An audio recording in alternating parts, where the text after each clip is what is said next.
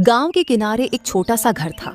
घर की हालात कुछ ठीक नहीं थी, लेकिन उस घर से ईमानदारी का खुशबू झलकता था। वहीं रहती थी शांति देवी।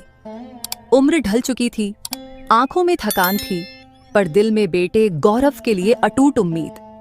गौरव उम्र करीब 25 साल, मेहनती मगर किस्मत का मारा नौजवान। गौरव के सिर से पिता का साया कब का हट चुका था।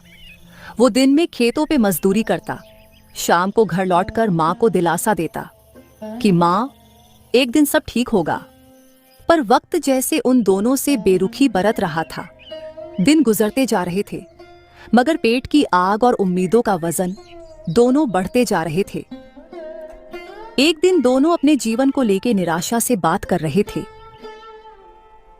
गौरव बेटा, देख तो सही, इस पुराने चूल्हे में अब आग भी जलना नहीं चाहती। लगता है जैसे हमारे हाल देखकर लकड़ी भी पिघल गई हो।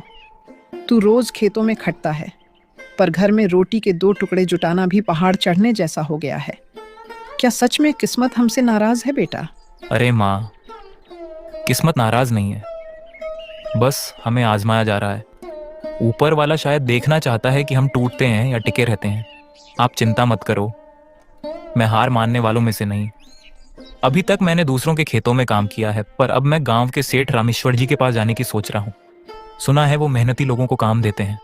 अगर वहाँ काम मिल गया ना माँ, तो हमारी जिंदगी बदल जाएगी। और आप ऐसे हौसला मत हारिए, आप ही तो मेरी उम्मीद है। बेटा, तू तो बचपन से ही सच्चा और मेहनती रहा है। तेरा दिल कभी छल कपट से नहीं भरा। पर याद रख बेटा, दुनिया में सब तेरे जैसे नहीं होते। वहाँ चालाक लोग मिलेंगे, मीठी बातें करके धोखा देने वाले भी। तू बस अपनी ईमानदारी का साथ मत छोड़ना। जो भी हो, सच के रास्ते पर ही चलना। माँ, मैं तो बचपन से आपसे यही सीखता आया हूँ कि झूठ से मिली दौलत भी जहर होती है और सच्चाई से मिली रोटी भी प्रसाद। मैं वादा करता हूँ, अगर सेठ जी ने मुझे काम दिया तो मैं पूरे दिल से मेहनत करूंगा। बस आप मेरे लिए दुआ करना कि वो मुझे अपनाए। मेरी दुआ तो तेरे साथ हमेशा है बेटा, लेकिन एक बात याद रख, मेहनत करने वाला कभी हारता नहीं। हाँ, देर जरूर लगती है, पर फल मीठा मिलता है। बस जब वक्त तुझे ऊंचाई दे, तब अपने मन में अहंकार पनपने मत देना। नहीं दूंगा माँ, और मैं हमेशा इस घर की ओर आपके बारे में ही सोचूंगा। इसकी हर दीवार मेरे बचपन की गवाही देती है। जब मैं बड़ा आदमी बनूंगा तो सबसे पहले यही घर पक्का बनवाऊंगा, ऐसा कि बारिश की एक बूंद भी अंदर ना आए और आपको कभी भी ठंड में कांपना ना पड़े। तू बहुत बड़ा दिल वाला है बेटा, पर रास्ता आसान नहीं होगा। दुनिया तेरी ईमानदारी की परीक्षा लेगी। लोग तेरे काम पर शक करेंगे, तुझे झूठा भी कहेंगे।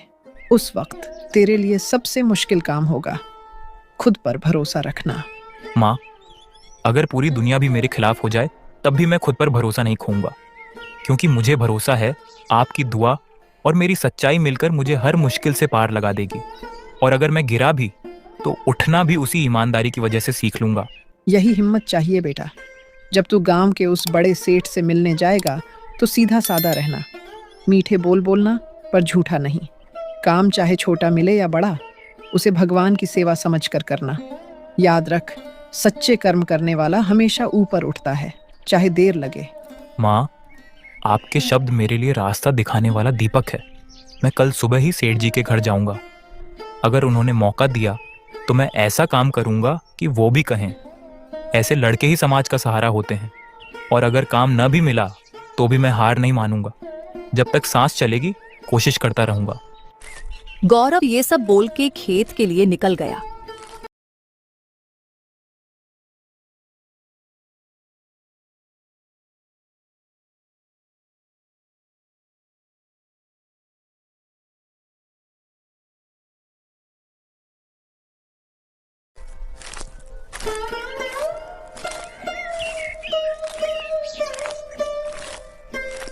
कुछ समय बाद गौरव गांव के एक रामधन नामक व्यक्ति के खेत पहुंचा।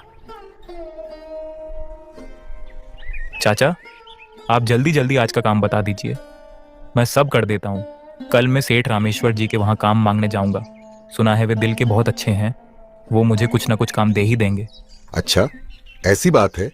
देख गौरव, मैं तो तुझे पहले ही कहता था, तू पढ़ा लिखा लड़का है, तूने 10वीं भी पार किया है, तो अच्छा ही होगा कि तू किसी अच्छे काम पे लग जा। तुझे ये मजदूरी वाले काम करते देख मुझे भी बहुत बुरा लगता है, लेकिन तेरे हालत को देख के मैं तुझे काम दे देता था ताकि तू अपनी घर चला सके। हाँ चाचा, इसलिए अब वही सोच रहा हूँ। कल जाके उनसे विनम्रता से काम मांगूंगा और वे पहले जो भी काम देंगे मैं करूंगा। बस मुझे अपने घर और अपनी माँ की मुसीबतों को ठीक करना है। तुम बहुत ईमानदार लड़के हो गौरव, तुम्हें जरूर काम देंगे सेठ। और मुझे ये जानने में अच्छा लग रहा है कि तुम अपने माँ के प्रति इतना श्रद्धा और प्यार रखते हो। तुम बिल्कुल अपने पिता जैसे हो। रामधन के मुंह से ये सुनते ही गौरव थोड़ा भावुक हो गया, क्योंकि गौरव अपने पिता को बहुत याद करता था और हमेशा अपने पिता जैसा बनना चाहता था। उस दिन गौरव ने रामधन के खेत पे पूरा मन लगा के काम किया।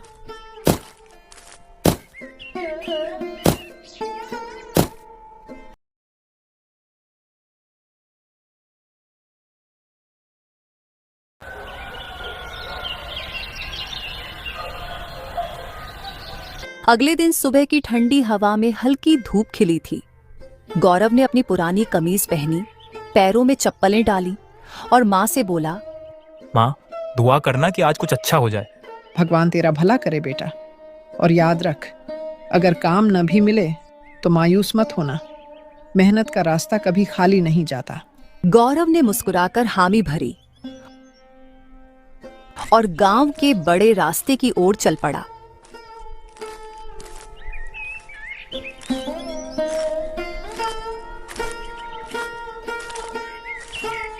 गांव के उस पार सेठ रामेश्वर प्रसाद का बड़ा मकान था। ऊंची इमारत, रंगीन दीवारें और दरवाजे के पास पहरेदार थे। गौरव के लिए ये सब नया था। उसने पहले कभी इतने बड़े घर में कदम नहीं रखा था। उसने धीरे से मकान की तरफ कदम बढ़ाई और पहरेदार ने शक भरी नजरों से देखा। कौन हो भाई, क्या काम है? नाम गौरव है, गांव के पूरब टोले से हूँ। सुना है सेठ रामेश्वर जी मेहनती लोगों को काम देते हैं, उनसे मिलने आया हूँ। पहरेदार ने उसको ऊपर से नीचे तक देखा, फिर मुस्कुराकर बोला, तुम जैसे सादे लोग अब बहुत कम आते हैं यहाँ। ठहरो, मैं जाकर सेठ जी को बताता हूँ।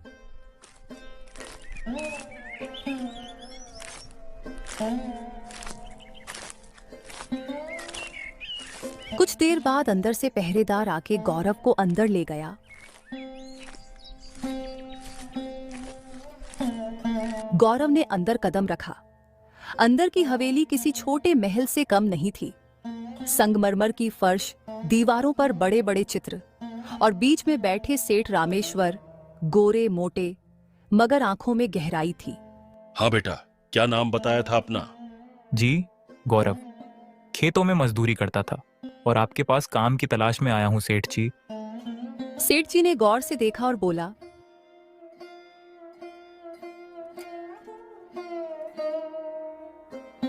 काम तो बहुत है यहाँ, पर ईमानदार आदमी कम मिलता है। तू क्या काम कर लेता है? जो कहा जाएगा कर लूंगा सेठ जी। बस मेहनत का सम्मान और 2 वक्त की रोटी चाहिए। और सेठ जी, मैंने 10वीं भी पार किया है। सेठ ने कुर्सी से उठकर थोड़ा टहलते हुए कहा,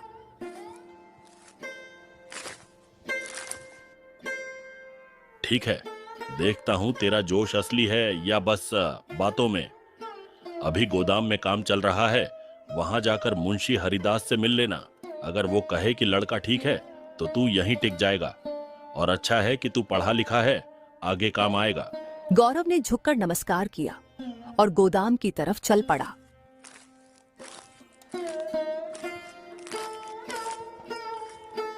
गोदाम में धूल और चावल की खुशबू घुली थी। वहां कई मजदूर बोरे ढो रहे थे और बीच में खड़ा मुंशी हरिदास गिनती में खोया था। राम राम मुंशी जी, मैं गौरव, सेठ जी ने भेजा है काम के लिए। मुंशी हरिदास ने बिना ऊपर देखे कहा, भेजा है तो कुछ काम जानता होगा ना। चलो इन बोरों को तौलो। हर बोरा 50 किलो का है। बस देखना कि कोई गड़बड़ ना हो। गौरव ने काम शुरू किया। बाहर धूप तेज थी, पर वो बिना थके हर बोरा संभालता, तोलता और साफ सुथरा रखता। बाकी मजदूर जहां सुस्ताने लगते, वहां गौरव दुगनी मेहनत करता।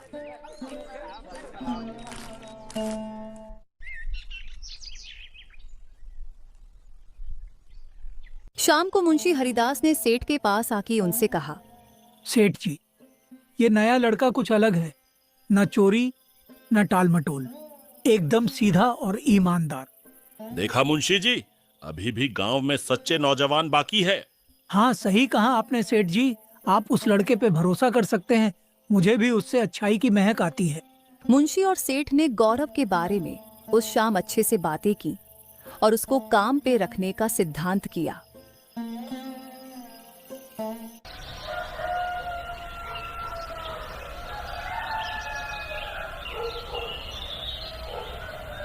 ऐसे ही कुछ दिन बीते और कुछ ही हफ्तों में गौरव भरोसेमंद आदमी बन गया। मुंशी तक उसकी तारीफ करते नहीं थकते थे। लोग कहने लगे थे कि गौरव अब सेठ रामेश्वर का बहुत खास बन गया है।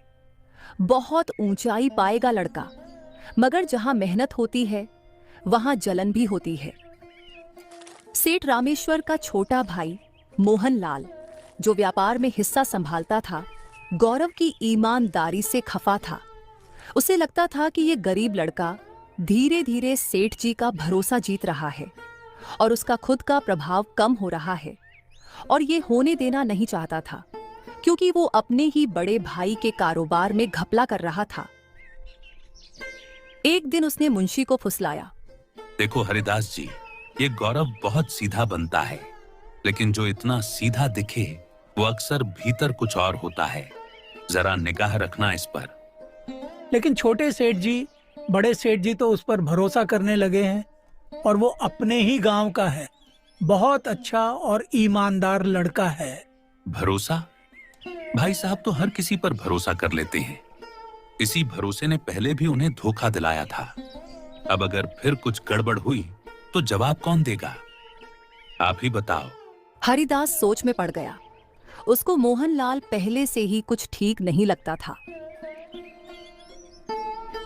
मोहनलाल हरिदास को वो सब बोल के गोदाम से चला गया।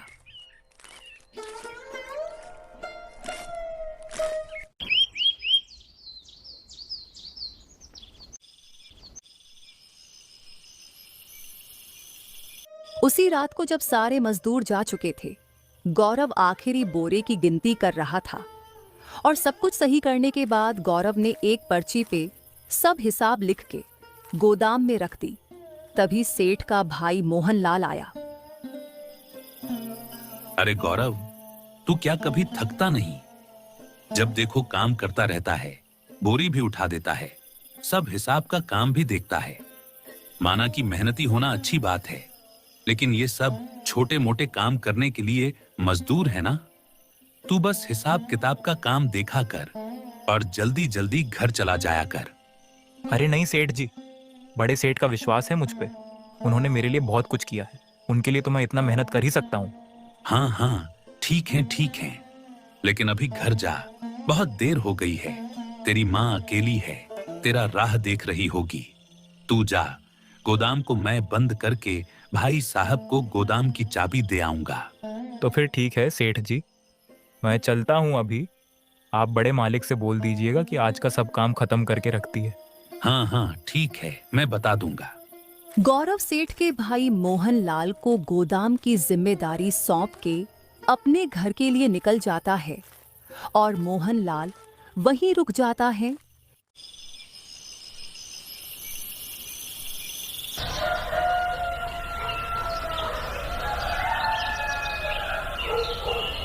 अगले दिन सुबह जब सेठ रामेश्वर ने स्टॉक जांचा तो गिनती में गड़बड़ी निकली। गौरव ने जिस पर्ची पर हिसाब लिखा था उससे गोदाम की बोरी की हिसाब मेल नहीं खा रहे थे। अरे मुंशी जी, ये सब फिर से क्या हो रहा है? बहुत दिनों बाद फिर से ये बोरियों में घाटा मिल रहा है। कल मैं नारियल के गोदाम में भी गया था, उसमें भी कुछ घाटा मिला मुझे। आखिर ये सब हो क्या रहा है मुंशी जी? सेठ जी, मैं भी वही सोच रहा हूँ। आखिर ये फिर से कैसे हो रहा है? पहले भी जब एक मुकुल नाम के लड़के को काम पे रखा था तब भी यही हो रहा था, और बाद में पता चला कि वो घपला कर रहा था। ये सुन के सेठ का चेहरा उतर गया। आपके कहने का क्या मतलब है मुंशी जी? गौरव वो तो सीधा साधा लगता था, लेकिन अगर वही निकला तो बड़ी निराशा होगी। नहीं सेठ जी, मैं वो नहीं कह रहा था। मुझे भी गौरव सीधा लगता है, मुझे भी उस पे पूरा विश्वास है। हाँ वही तो, लेकिन फिर भी आखिर ये क्या होता रहता है मेरे कारोबार में। पहले तो कभी कभी कुछ छोटी मोटी हिसाब में गड़बड़ होती रहती थी, लेकिन आज तो बहुत बड़ा गड़बड़ हुआ है। और ये सब काम भी तो मैंने गौरव को ही सौंपा था, तो अब किसी और पे शक करने का कोई बात ही नहीं बनता। मुंशी जी, गौरव कहाँ है अभी? गौरव तो अभी नारियल के गोदाम में है मालिक, आप कहे तो उसे बुला दूं? हाँ हाँ, बुला लो। उससे पूछकर देखता हूं, अगर उसके पास कोई पुख्ता जवाब ना निकले तो हमारा गुनहगार वही होगा। दोपहर में गौरव को बुलाया गया। सेठ रामेश्वर, उसका भाई मोहनलाल और मुंशी उसको गोदाम में अकेले बुलाकर पूछताछ करने लगते हैं। गौरव, कल रात यहाँ क्या कर रहा था? गिनती में गड़बड़ी निकली है, और जो कागज तेरे काम वाली मेज से मिली है उससे तो गोदाम के सामानों के गिनती से मेल नहीं खा रही है। क्या सेठ जी, मैं तो हर बोरा बार बार देख के रखवाता हूँ, और मेरे हिसाब में मैंने कभी गलती नहीं की। ये कैसे हो सकता है? तू कहना क्या चाहता है? क्या हम झूठ बोल रहे हैं? तू हमें गलत कैसे ठहरा सकता है? नहीं नहीं, मैं ऐसा नहीं बोल रहा हूँ, बस मैं समझ रहा हूँ कि हुआ क्या है। मैंने कल रात सब ठीक से किया था, तो फिर ये गलती कैसे हो गया? सेठ पहले ही अपने कारोबार के घपले के वजह से गुस्से में था, और अब गौरव की ऐसी बातों से सेठ को गुस्सा आ जाता है और गुस्से में बोलता है, बहाने मत बना, मैं धोखे को बर्दाश्त नहीं करता। तुझे मौका दिया और तूने उसी भरोसे का गलत फायदा उठाया। सेठ के मुंह से ये सब सुन के गौरव को बहुत बुरा लगता है और उसकी आंखें भर आती हैं। सेठ जी, आप जैसा चाहें वैसा सजा दे दीजिए, लेकिन एक गरीब आदमी की सच्चाई पर शक मत कीजिए। मेरे पास कुछ नहीं है सिवाय ईमानदारी के। सेठ ने ज्यादा कोई जवाब नहीं दिया, बस धीमे स्वर में बोला, जा, आज से तू काम पर मत आना जब तक सच सामने ना आए। गौरव ने सेठ की आंखों में देखा और उसको दिखा कि सेठ के आंखों से अब विश्वास की डोर टूट चुकी थी, और फिर गौरव बिना कुछ बोले गोदाम से निकल गया।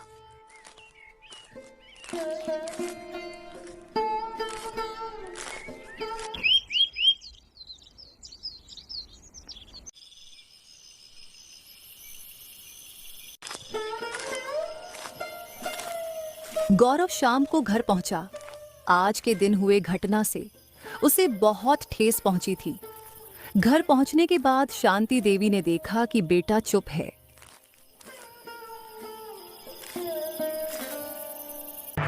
क्या हुआ गौरव बेटा? चेहरा इतना बुझा बुझा सा क्यों है बेटा? माँ, लोगों ने मेरी सच्चाई पर शक किया है। मैं चोरी का इल्जाम लेकर आया हूँ। क्यों बेटा, ऐसा क्या हुआ वहां? तू तो कभी चोरी नहीं कर सकता, तो फिर क्यों तुझे चोरी का इल्जाम मिला? गौरव की आंखों में आंसू थे। आज के घटना से वो टूट गया था। मुझे नहीं पता माँ, बस इतना जान चुका हूँ कि हमेशा अमीरों के दरबार में गरीब ही गुनहगार होता है। धैर्य रख बेटा, समय सबका चेहरा खोल देता है। मुझे पता है तूने कुछ गलत नहीं किया, बस हमारा समय खराब चल रहा है। तू बस बता दे कि आखिर आज तेरे साथ क्या क्या हुआ। गौरव ने अपनी माँ को अपने साथ हुए दिन के घटना बता दिए, और ये सब सुन के शांति देवी को अपने बेटे की ईमानदारी पे दाग लगा देख उसे भी बहुत दुख हुआ। रात की ठंडी हवा में गौरव बाहर बैठा आसमान देख रहा था। उसके मन में उथल पुथल थी, पर भीतर की गहराई में एक आवाज थी, ईमानदारी की राह लंबी है, पर मंजिल हमेशा उजली होती है।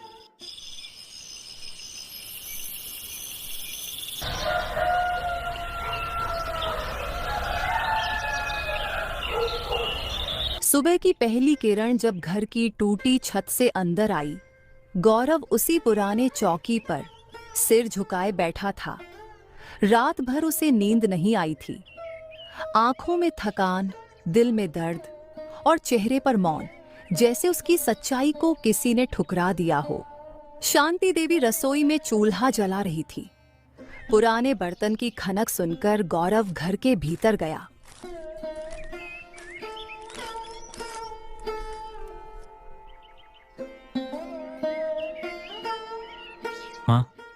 मुझे लगता है कि अब घर बैठे रहने से कुछ नहीं होगा। मैं फिर से खेतों में जाऊंगा, रामधन चाचा के यहाँ। कमाई कम होगी मगर मन को सुकून रहेगा। बेटा, मैं तेरे फैसले में तेरे साथ हूँ। तू मेहनत कर, बस मन में कड़वाहट मत आने देना। किसी ने झूठा ठहराया तो क्या, सच्चाई को कोई मिटा नहीं सकता।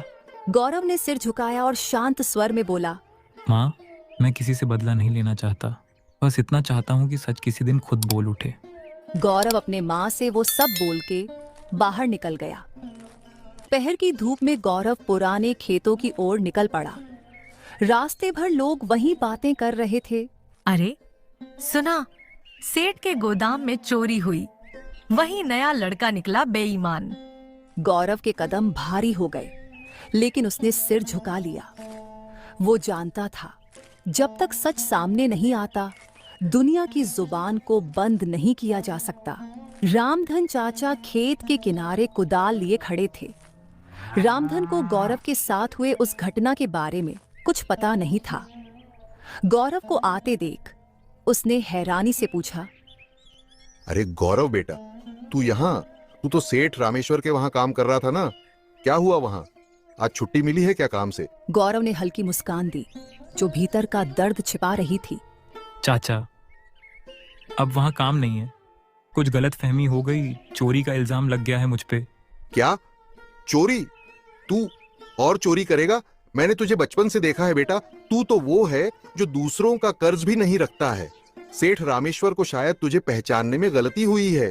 गलती तो हुई है, लेकिन उनकी नहीं है चाचा। गलती तो मेरे वक्त की है, जिसने हर बार मेरे जैसे गरीब को गुनहगार बनाया है। चल बेटा, छोड़ इन बातों को, काम कर, मन हल्का हो जाएगा। खेत में ईमानदारी की पहचान मिट्टी के पसीने से होती है और तू तो उसी मिट्टी का बेटा है। कुछ समय बाद रामधन से बात करने के बाद कुछ ही घंटों में गौरव फिर उसी मिट्टी से जुड़ गया था। धूप में झुलसते हुए, पसीने से लथपथ, पर उसके चेहरे पर अब भी वही शांत भाव था, जैसे भीतर कोई लड़ाई चल रही हो, पर मन हार नहीं मान रहा। संध्या को काम के बाद दोनों छाव में बैठे। गौरव, तूने कभी सोचा कि ये सब किसने किया होगा?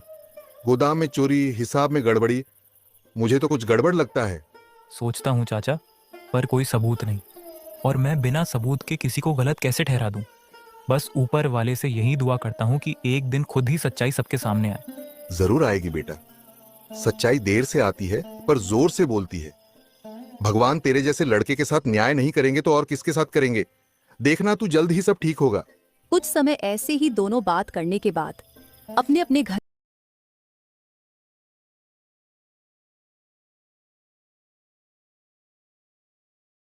और रामधन के वहां से जब रात को गौरव घर लौटा, शांति देवी लालटेन के उजाले में बैठी थी। उसने गौरव की हथेलियां देखी, फटी हुई, पसीने से भरी, पर अब भी कर्म की खुशबू लिए। बेटा, आज तुझे देख के मेरा दिल भर आया।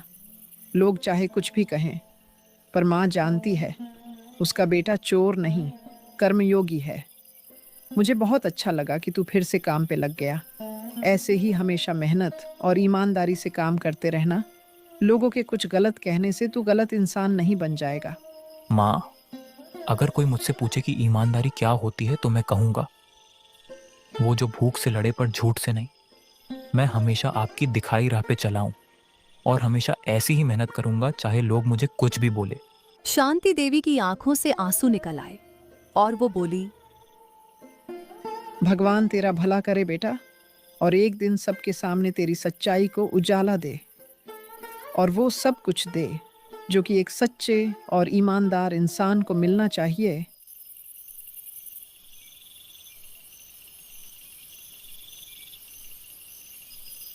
उधर हवेली में अब भी हलचल थी। सेठ रामेश्वर बेचैन था। कितने दिनों से कारोबार में गड़बड़ी बढ़ती जा रही थी। उसने गौरव को निकाला, पर नुकसान कम होने के बजाय और बढ़ गया। उस रात सेठ रामेश्वर गोदाम में खुद जांच करने निकला। मुंशी हरिदास के साथ उसने पुराने हिसाब किताब के बंडल देखे और उनमें कुछ कागज मिले। मोहनलाल के कुछ लिखावटें मिली और ये देख सेठ का चेहरा सख्त हो गया। ये क्या हरिदास, इन सब पर्चियों में तो मेरे भाई मोहनलाल का लिखावट है। आपने ये सब पर्चियां मुझे क्यों नहीं दिखाया? मालिक, मुझे नहीं पता था कि ये छोटे मालिक की लिखावट है। मैं पहचान नहीं पाया, मुझे माफ कर दीजिए।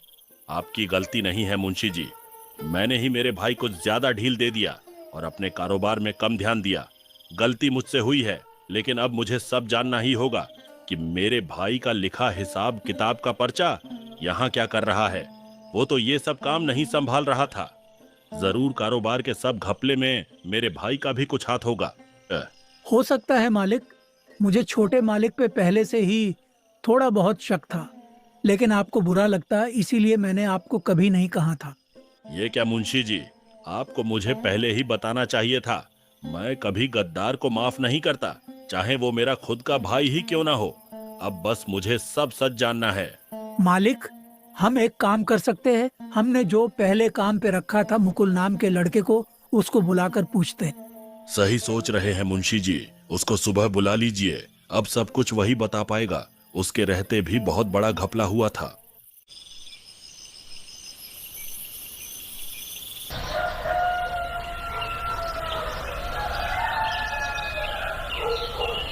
अगली सुबह मुकुल नाम के उस युवक को बुलाया जाता है जो पहले सेठ रामेश्वर के यहाँ काम करता था।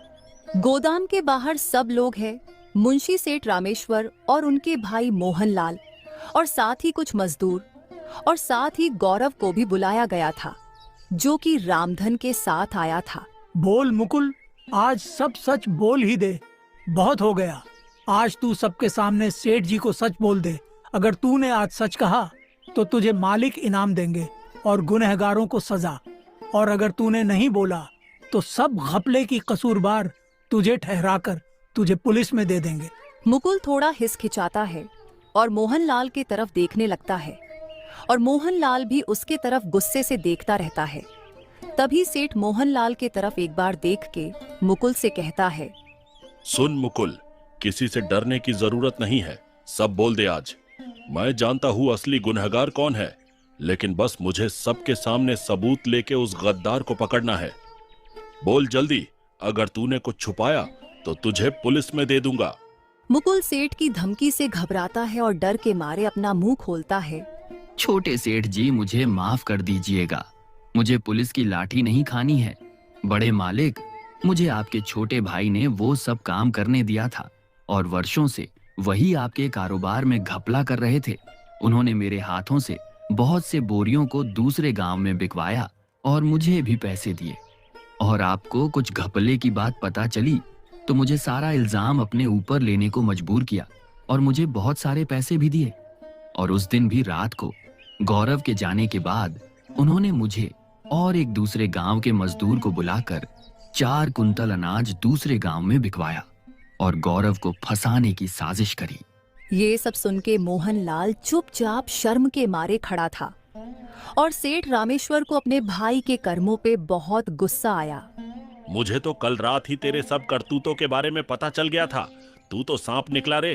तेरे जैसे भाई हो तो दुश्मन की जरूरत ही नहीं है। तेरे वजह से मैंने इस बेचारे गौरव को कितना कुछ बोला, और उसको काम से निकालकर उसका रोजी रोटी सीना। निकल जा मेरे नजरों से, और कभी मेरे यहाँ दिखाई मत देना। जायदाद का जितना। मोहनलाल के जाने के बाद सेठ रामेश्वर गौरव से माफी मांगने लगा। मुझे माफ कर दे गौरव बेटा, मैंने तुझ पे शक किया। तू बहुत ही ईमानदार बच्चा है। सब कुछ मेरे सामने होके भी मैं नहीं देख पाया। मुझे माफ कर देना। अरे अरे सेठ जी, ये आप क्या बोल रहे हैं? आपने वही किया था जो तब आपको सही लगा था, लेकिन अब आपने सच्चाई का साथ दिया है। ये देख के मुझे बहुत अच्छा लगा। आप मुझसे माफी मत मांगिए। आप मुझसे ओहदे और उम्र में बड़े हैं, ये आपको शोभा नहीं देता। धन्य है तेरी माँ जो तेरे जैसा बेटा मिला उनको। तू वाकई बहुत सच्चा और ईमानदार लड़का है। तुझे मैं तेरे ईमानदारी का फल जरूर दूंगा। अब से तू मुंशी जी के साथ मेरे सब कारोबार को देखेगा, और तुझे मुंशी जी जितना ही पगार दूंगा। आपका बहुत बहुत धन्यवाद सेठ जी। ये मेरे ऊपर आपका हमेशा उपकार रहेगा। मैं हमेशा आपके यहाँ ईमानदारी से काम करूंगा। सब कुछ ठीक हो जाने के बाद गौरव खुशी खुशी घर आता है, और घर आके अपनी माँ को सब बता देता है। और उसकी माँ भी ये सब जानकर उसके ऊपर फक्र महसूस करती है और अपने बेटे की तरक्की और ईमानदारी को देख के बहुत खुश होती है। बेटा, तूने आज तेरी माँ और बाबूजी का नाम ऊंचा कर दिया। तूने अपनी ईमानदारी से सेठ के मन में फिर से जगह बना लिया। ऐसे ही हमेशा ईमानदार और मेहनती रहना बेटा। हाँ माँ, मुझे आज अपनी ईमानदारी का फल मिल गया। अब से हमारी गरीबी की जीवन खत्म। मैं अब से रोज सेठ के वहां ईमानदारी और मेहनत से काम करूंगा और इस घर की सब मुश्किल दूर करूंगा। सेठ ने मुझे मुंशी जी जितना पगार देने का बोला है। अब से हमारी गरीबी का दुख खत्म हो जाएगा। ये सब बस भगवान की कृपा और ईमानदारी की वजह से ही हो पाया है। ऐसे ही गौरव की ईमानदारी और सच्चाई की राह पे चलने की वजह से दोनों माँ बेटे की जीवन में दुख के बादल हट चुके थे। वीडियो पसंद आया हो तो प्लीज़ लाइक और चैनल को सब्सक्राइब कर देना।